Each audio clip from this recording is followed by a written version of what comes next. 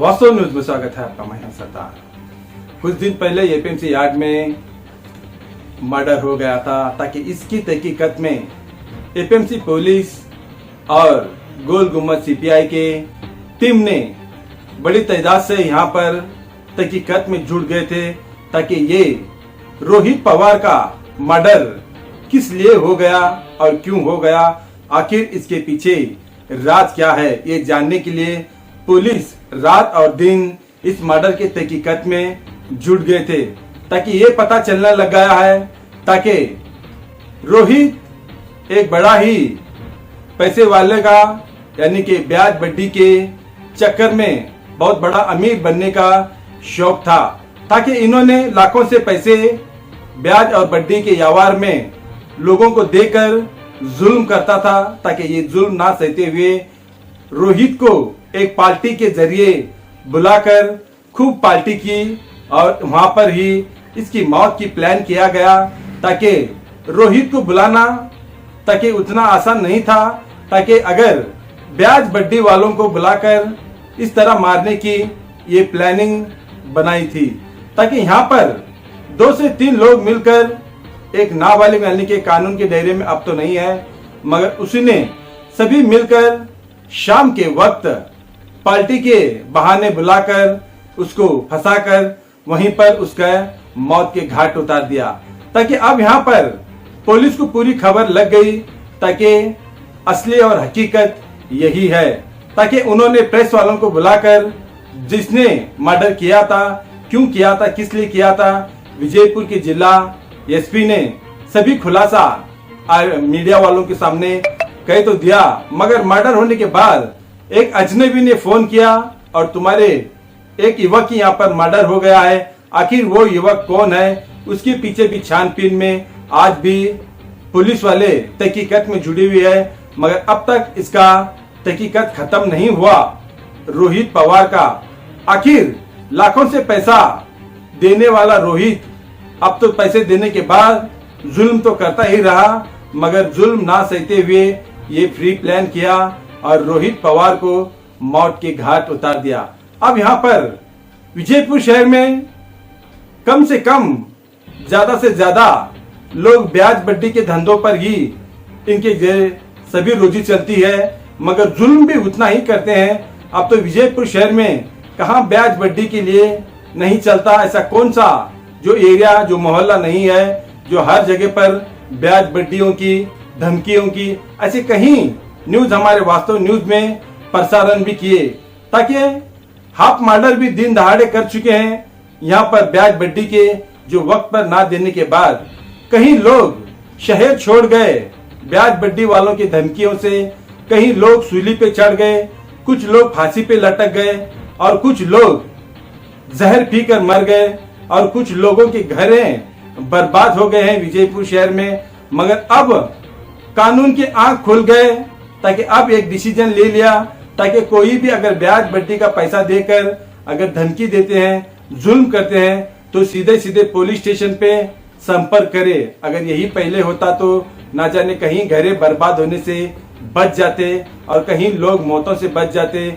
ऐसे कहीं किस्से विजयपुर शहर में नॉर्मल हो गए हैं, मगर इस बार पुलिस ने पूरी तादाद से इतनी कड़क जो आज जो डिसीजन ली, आज उस डिसीजन से बहुत सारे लोग विजयपुर में शहर से छोड़कर जाने के बच जाते हैं और जहर पीने वाले बच जाते हैं, फांसी से लटकने वाले बच जाते हैं, कई घर तबाह होने वाले बच जाते हैं। तब हो जाते हैं ये तब कोई पुलिस को समझौता करे, कोई जुल्म करने वाले वहां पर जाकर कंप्लेंट देने के बाद ही ये मामला सुलझ सकता है। अगर आप जब धमकियों से अगर डर कर ऐसे खामोश रहेंगे तो इनको सजा बिल्कुल नहीं मिलेगी, इसी तरह खून खराबे होते रहेंगे।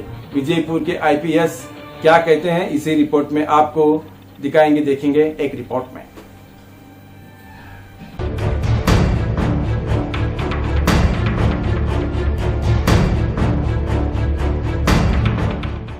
ವಿಜಯಪುರ ನಗರದಲ್ಲಿ ದಿನಾಂಕ 19ರಂದು ಎಪಿಎಂಸಿ ಪೊಲೀಸ್ ಠಾಣೆ ವ್ಯಾಪ್ತಿಯಲ್ಲಿ ಒಂದು ಯುವಕನ ಕೊಲೆ ಪ್ರಕರಣ ಒಂದು ವರದಿಯಾಗಿರುತ್ತದೆ।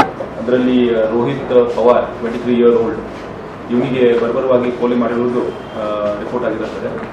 18 ಮತ್ತು 19ರ ಮಧ್ಯಾವಧಿಯಲ್ಲಿ ರಾತ್ರಿಯಲ್ಲಿ ಸುಮಾರು 2 ಗಂಟೆ ಸುಮಾರಿಗೆ ರೋಹಿತ್ ಮಾಮ ಅವರಿಗೆ ಯಾರು ಒಬ್ಬ ಪರಿಚಿತ ವ್ಯಕ್ತಿ ಫೋನ್ ಮಾಡಿ ಹೇಳ್ತಾನೆ ಇಂತೆಂಥ ಕೊಲೆ ಆಗಿದೆ. ಆವಾಗ ಈ ಪ್ರಕರಣ ಬೆಳಕಿಗೆ ಬಂದಿರುತ್ತದೆ. ಈ ಪ್ರಕರಣದಲ್ಲಿ ಆಮೇಲೆ ಅವ್ರ ಮನೆಯವರು ಕೊಟ್ಟ ಕಂಪ್ಲೇಂಟ್ ಪ್ರಕಾರ ಒಂದು ಕೊಲೆ ಪ್ರಕರಣ ನಾವು APMC ಪೊಲೀಸ್ ಠಾಣೆಯಲ್ಲಿ ದಾಖಲು ಮಾಡಿದ್ದೀವಿ. ಮತ್ತು ಈ ಕೊಲೆ ಪ್ರಕರಣವನ್ನು ಈಗಾಗಲೇ ಚುರುಕಾಗಿ ತನಿಖೆ ನಡೆಸಿ ಯಾರು ಮಾಡಿರಬಹುದು ಅದರ ಬಗ್ಗೆ ಚುರುಕಾದ ತನಿಖೆ ನಡೆಸಿ ಈಗಾಗಲೇ 4 ಆರೋಪಿಗಳಿಗೆ ದಸ್ತಗಿರಿ ಮಾಡುವುದರಲ್ಲಿ CPI ಗೋಲ್ ಗುಂಬಜ್ ಅವರ ತಂಡ ಯಶಸ್ವಿಯಾಗಿರ್ತಾರೆ. ಅದರಲ್ಲಿ 4 ಆರೋಪಿಗಳು ಈಗಾಗಲೇ ದಸ್ತಗಿರಿ ಆದವರು ಒಬ್ಬ ಮುಜಮ್ಮಿಲ್ ಖಾದ್ರಿ, ಸಾಯಿನಾಥ್ ಪವಾರ್, ಶರ್ನು ಕುರಿ ಮತ್ತೆ ಇನ್ನೊಬ್ಬ ಮೈನರ್. ಈ 4 ಜನರಿಗೆ ನಾವು ಈಗಾಗಲೇ ದಸ್ತಗಿರಿ ಮಾಡಿದ್ದೀವಿ. ಈ ಪ್ರಕರಣದಲ್ಲಿ ತನಿಖೆ ಮಾಡುವಾಗ ಕೆಲವು ವಿಷಯಗಳು ಬೆಳಕಿಗೆ ಬಂದಿದೆ. ಮತ್ತೆ ಯಾವ ಕಾರಣಕ್ಕೆ ಮರ್ಡರ್ ಆಗಿರಬಹುದು ಅಂತ ನೋಡಿದಾಗ ಇವರು ರೋಹಿತ್ ಪವಾರ್ ಅನ್ನೋನು ಅದು ಆರೋಪಿಗಳ ಕೊಟ್ಟ ಕನ್ಫೆಷನ್ ಪ್ರಕಾರ ಯಾಕೆ ಕೊಲೆ ಮಾಡಿದ್ದೀವಿ ಅಂತ ಕೇಳಿದಾಗ ಇನ್ನು ರೋಹಿತ್ ಪವಾರ್ ಅವನು ಯಾವುದೋ ಬಡ್ಡಿ ಕೊಟ್ಟ ಸಾಲವನ್ನು ಹಣವನ್ನು ವಸೂಲಿ ಮಾಡೋಕ್ಕೆ ಬಹಳ ತೊಂದರೆ ಕೊಡ್ತಿದ್ದ. ಮತ್ತೆ ಇದರಲ್ಲಿ ಇನ್ನೊಬ್ಬ ವಸಂತ್ ಚವಾಣ್ ಅನ್ನೋನು ಇವರಿಗೆ ಮುಜಮ್ಮಿಲ್ಗೆ 2 ಲಕ್ಷ ಮತ್ತೆ ಸಾಯಿನಾಥ್ ಪವಾರ್ಗೆ 88,000 ಅಷ್ಟು ಸಾಲವನ್ನು ಕೊಟ್ಟಿರ್ತಾನೆ. ಅದಕ್ಕೆ ತಿಂಗಳಿಗೆ 10% ಬಡ್ಡಿ ಇನ್ನೂ ರೇಟ್ ಫಿಕ್ಸ್ ಆಗಿರುತ್ತದೆ. ಸೊ ಬಡ್ಡಿ ಫಿಕ್ಸ್ ಆಗಿರುತ್ತದೆ. ಮುಜಮ್ಮಿಲ್ ಇದು ಜನವರಿಲಿ ಹಣ ತಗೊಂಡಿದ್ದಾನೆ, ಮತ್ತೆ ಸಾಯಿನಾಥ್ ತಗೊಂಡಿದ್ದು 7 ತಿಂಗಳಾಗಿದೆ. ಮತ್ತೆ ಈ ಹಣ ವಾಪಸ್ ಹೆಂಗ್ ಪಡಿಬೇಕು ಅಂತ ಅದು ವಸಂತ್ ಚವಾಣ್ ಇವನು ಈ ಕೆಲಸದ ಸಲುವಾಗಿ ರೋಹಿತ್ ಪವಾರ್ ಅನ್ನೋನಿಗೆ ಒಂದು ಹೇಳಿರ್ತಾನೆ. ರೋಹಿತ್ ಅದನ್ನು ವಸೂಲಿ ಮಾಡೋದಕ್ಕೆ ತೊಡಗಿಸ್ಕೊಂಡಿರ್ತಾನೆ. ಇದು ಪದೇ ಕಾಟ ಜಾಸ್ತಿ ಆಗಿದೆ ಅಂತ ಹೇಳ್ಬಿಟ್ಟು ಆ ದಿವಸ ರೋಹಿತ್ಗೆ ಅಲ್ಲಿ ಕರೆಸಿ ಇವರು ಸಂಚು ಮಾಡಿ ಈ ರೀತಿ ಕೊಲೆ ಮಾಡಿರುವುದು ತನಿಖೆಯಿಂದ ಕಂಡು ಬಂದಿದೆ. ಮತ್ತೆ ಈ ವಿಚಾರದಲ್ಲಿ ಈಗಾಗಲೇ ಹಣಕಾಸಿನ ವ್ಯವಹಾರ ಇರೋದ್ರಿಂದ ಮತ್ತೆ ಬಡ್ಡಿ ವ್ಯವಹಾರ ಇರೋದ್ರಿಂದ ಈಗಾಗಲೇ ವಸಂತ್ ಚವಾಣ್ ಇವನ್ ಮೇಲೆ ನಾವು ಸ್ಟೇಟ್ ಕಂಪ್ಲೇಂಟ್ ತಗೊಂಡು ನಾವು ಮನಿ ಲೆಂಡರ್ಸ್ ಆಕ್ಟ್ ಅಡಿಯಲ್ಲಿ ಮತ್ತೆ exorbitant rate of interest act ಅಡಿಯಲ್ಲಿ ಸಂಬಂಧಪಟ್ಟ ಸೆಕ್ಷನ್ಸ್ ಕೆಳಗಡೆ ನಾವೇ ಒಂದು ಸ್ವಯಂ ಪ್ರೇರಿತವಾಗಿ ಒಂದು ಪ್ರಕರಣವನ್ನು ಸಹ ದಾಖಲು ಮಾಡಿದ್ದೀವಿ. ಮತ್ತೆ ಈ ಪ್ರಕರಣದಲ್ಲಿ ಇನ್ನು ಮುಂದಿನ ತನಿಖೆ ಜರುಗಿಸಲಾಗ್ತಾ ಇದೆ. ವಸಂತ್ ಚವಾಣ್ ಯಾರು? ಇದರಲ್ಲಿ ವಸಂತ್ ಚವಾಣ್ ಇನ್ನೊಂದು ಈ ವ್ಯಕ್ತಿ ಇಲ್ಲಿ ಕೆಲವು ಉದ್ಯೋಗವನ್ನು ನಡೆಸ್ತಾ ಇದ್ದಾನೆ. ಫ್ರಮ್ ಬಿಜಾಪುರದವನು. ನಮ್ಮಲ್ಲಿ ಆದರ್ಶ್ ನಗರ್ ಪೊಲೀಸ್ ಠಾಣೆಯಲ್ಲಿ ಒಂದು ಏಪ್ರಿಲ್ ತಿಂಗಳಲ್ಲಿ ಒಂದು ಪ್ರಕರಣ ದಾಖಲಾಗಿರುತ್ತದೆ, ಕಿಡ್ನಾಪಿಂಗ್. ಈ ಕೇಸಲ್ಲಿ ಆರೋಪಿ ಮೈನರ್ ಹುಡುಗ ಇದ್ದಾನೆ.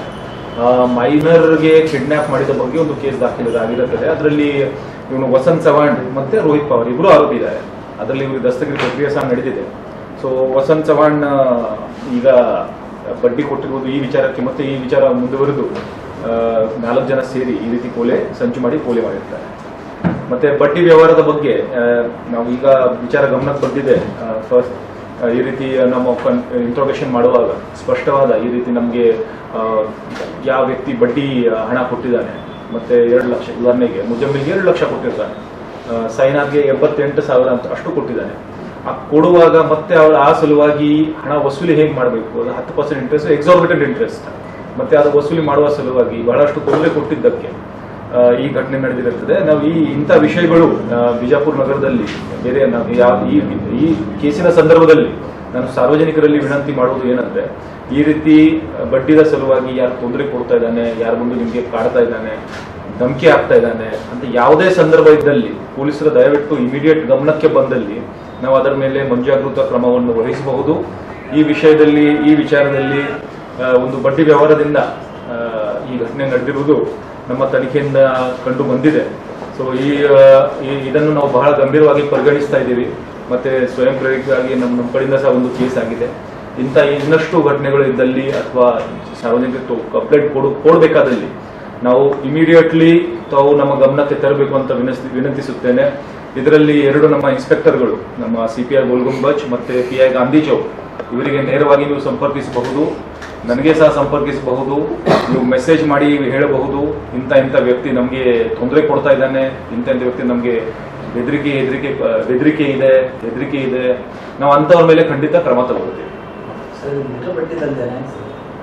ಅದೇ ಏನು ತನಿಖೆಯಿಂದ ಏನು ಕಂಡು ಬಂದಿದೆ ಅದೇ ಇದು ಬಡ್ಡಿ ವ್ಯವಹಾರ, ಹಣ ಕೊಟ್ಟಿದ್ದಾನೆ, ರಿಕವರಿ ಮಾಡುವ ಸಲುವಾಗಿ ಈ ರೀತಿ ಇಷ್ಟೆಲ್ಲ ನಡೀತು. ಸರ್, ಮರ್ಡರ್ ಮಾಡಿದ ಚವ್ಹಾಣ್ ಮತ್ತೆ ಈ ರೋಹಿತ್ ಇವ್ರ ಅಂಡರ್ಸ್ಟ್ಯಾಂಡಿಂಗ್ ಹೆಂಗ್ ಸರ್? ಹಾಗೆ ಹಣ ಹಂಚ್ಕೊಳ್ಳೋದು ಅಥವಾ ಏನು ಅಂತ ಹೇಳಿ? ರೋಹಿತ್ ಅದನ್ನು ಈಗ ಇವ್ರು ಹೇಳೋ ಪ್ರಕಾರ ರೋಹಿತ್ ವಸೂಲಿ ಮಾಡ್ತಿದ್ದ, ಯಾರು ವಸಂತ್ ಚವ್ಹಾಣ್ ಕೊಟ್ಟ ಹಣವನ್ನು ರೋಹಿತ್ ವಸೂಲಿ ಮಾಡ್ತಾ ಇದ್ದ. ಮತ್ತೆ ಇವರಿಂದ ಇವರ ಕಡೆ ಇವರು ಹಣ ಕೊಡ್ಬೇಕಾಗಿದೆ. ಇವರು ಸಾಲ ತಗೊಂಡಿದ್ದಾರೆ, ಬಟ್ ಏನ್ ಸಾಲ ತಗೊಂಡಿದ್ದಾರೆ ಅದಕ್ಕೆ ಇಂಟ್ರೆಸ್ಟ್ ಬಹಳ ಜಾಸ್ತಿ ಇದೆ, 10% ಏನೋ ಹೇಳ್ತಾರೆ ಅವ್ರು ಹೇಳುವ ಪ್ರಕಾರ. ವಸೂಲಿ ಮಾಡುವ ಕೆಲಸ ರೋಹಿತ್ ಮಾಡ್ತಾ ಇದ್ದ. ಈ ರೋಹಿತ್ ರೌಡಿ ಶೀಟ್ ಸರ್, ಇದ್ರಲ್ಲಿ ರೌಡಿ ಶೀಟ್ ಇಲ್ಲ ಇದೆ. ರೋಹಿತ್ ಮೇಲೆ ನಮ್ಮಲ್ಲಿ ರೌಡಿ ಶೀಟ್ ಸಹ ತೆಗೆಯಲಾಗಿದೆ. ಸರ್, ಇದೇನೋ ಮರ್ಡರ್ ಮಾಡಿದ್ರೆ ಆಮೇಲೆ ಅವರು ಬ್ರದರ್ಗೆ ಕಾಲ್ ಮಾಡಿ ಮರ್ಡರ್ ಮಾಡಿದ್ದೀವಿ ಏನೋ ಒಂದು ಅನ್ಬೋದು ಸರ್. ಬ್ರದರ್ಗೆ ಕಾಲ್ ಮಾಡಿ ಮರ್ಡರ್ ಆದ ಬಗ್ಗೆ ಏನೋ ತಿಳಿಸಿದ್ದಾರೆ ವ್ಯಕ್ತಿ. ಆ ವ್ಯಕ್ತಿನೂ ಟ್ರೇಸ್ ಆಗಬೇಕು. ಅವರಿಗೆ ಸಹ ನಾವು ಹುಡುಕ್ತಾ ಇದ್ದೀವಿ, ವಿಚಾರಣೆಗೆ ಆಮೇಲೆ ಒಳಪಡಿಸ್ತೀವಿ, ಅವರಿಗೆ ಸಹ ಒಳಪಡಿಸಲಾಗ್ತದೆ. ಸರ್, ಈಗ ಕಾಲ್ ಮಾಡಿರೋರು ಯಾರು ಸರ್? ಏನು ಬ್ರದರ್ಗೆ ರಾತ್ರಿ ಕಾಲ್ ಮಾಡಿದ್ವಿ ಸರ್, ಮರ್ಡರ್ ಆದ ದಿನ ರಾತ್ರಿ. ಹೌದು, ಆ ವ್ಯಕ್ತಿ ಹುಡುಕಾಟ ನಡೀತಾ ಇದೆ. ಆ ವ್ಯಕ್ತಿಗೆ ಹುಡುಕಿ ಅವರಿಗೆ ಸಹ ಒಂದು ವಿಚಾರಣೆಗೆ ಒಳಪಡಿಸಬೇಕಾಗಿದೆ. ಸರ್ ಅಂದ್ರೆ ಇವ್ರನ್ನ ಕರ್ಕೊಂಡು ಪಾರ್ಟಿ ಮಾಡಿದ್ದಾರೆ ಹೆಂಗ್ ಸರ್? ನೋಡ್ರಿ, ಕ್ರೈಮ್ ಸೀನ್ ನೀವು ಸಹ ಮೀಡಿಯಾ ಎಲ್ಲ ವಿಸಿಟ್ ಮಾಡಿದ್ದಾರೆ. ಕ್ರೈಮ್ ಸೀನ್ ಅಲ್ಲಿ ಕೆಲವು ವಿಷಯಗಳನ್ನು, ಕೆಲವು ಆರ್ಟಿಕಲ್ಸ್ ಅನ್ನು, ಅಲ್ಲಿ ಮರ್ಡರ್ ಮಾಡಕ್ಕೆ ಯೂಸ್ ಮಾಡಿದ ವೆಪನ್ ಆಗಲಿ ಅಥವಾ ಬಿಯರ್ ಬಾಟಲ್ ಆಗಲಿ ಅಂತ ಏನೋ ವಿಷಯಗಳು, ವಸ್ತುಗಳನ್ನು ರಿಕವರ್ ಆಗಿದೆ. ಸೊ ಅವ್ರು ಕರೆಸಿ ಎಲ್ಲ ಕೂತು ಸ್ವಲ್ಪ ಹೊತ್ತು ಪಾರ್ಟಿನೂ ಮಾಡಿದ್ದಾರೆ.